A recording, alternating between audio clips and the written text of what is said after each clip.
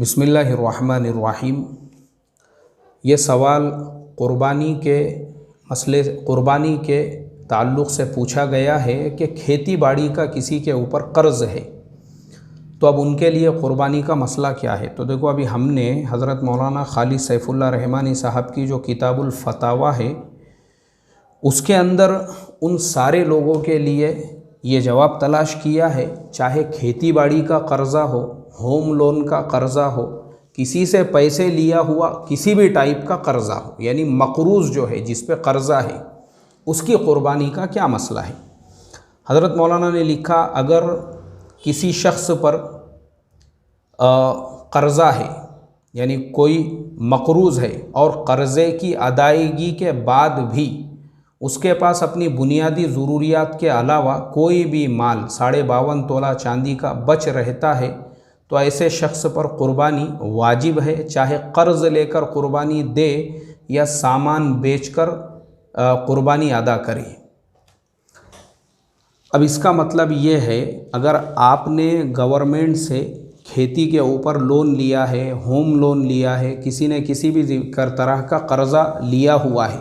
لیکن اس کے علاوہ اس کے اپنے خود کے پاس میں بھی بینک کے اندر ایک بیلنس ہے، سونا ہے، چاندی ہے، اس کے علاوہ ضروریات سے زائد گھر میں سامان ہے، اب سب کا حساب کر کے اگر جوڑے، مثال کے طور پہ اچھا اس میں حساب کتنے دن کا کریں گے؟ صرف 1 سال کا۔ مطلب آپ نے کھیتی کے اوپر بینک سے جو لون لیا ہے اس میں آپ کو سال بھر میں پھیرنا کتنا ہے؟ مثال کے طور پہ ہر مہینے آپ 2,000 روپے بھرتے ہیں اور سال بھر میں آپ کو 24,000 بھرنا ہے، تو وہ حساب میں آپ صرف 24,000 کو پکڑو گے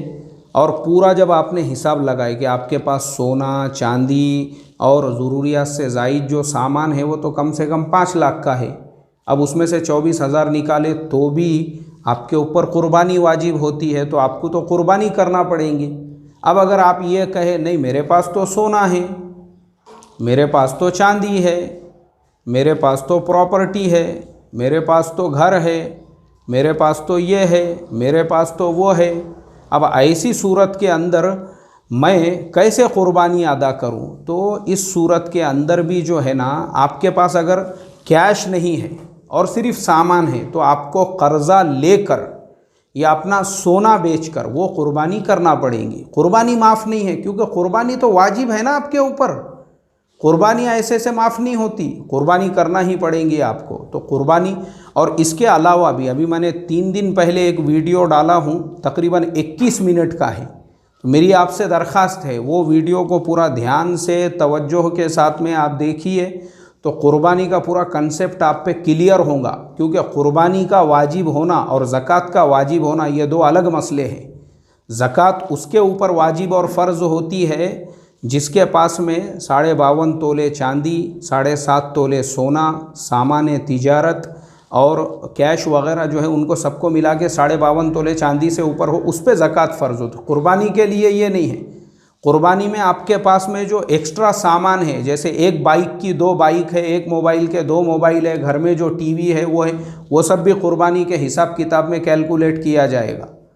تو اس کے لیے وہ مسئلہ الگ ہے، تو وہ بیان بھی آپ سنو، انشاءاللہ یہ کنسپٹ اور بھی آپ کا کلیئر ہوگا۔ اللہ ہم تمام کو عمل کی توفیق عطا فرمائے۔ السلام علیکم ورحمۃ اللہ وبرکاتہ۔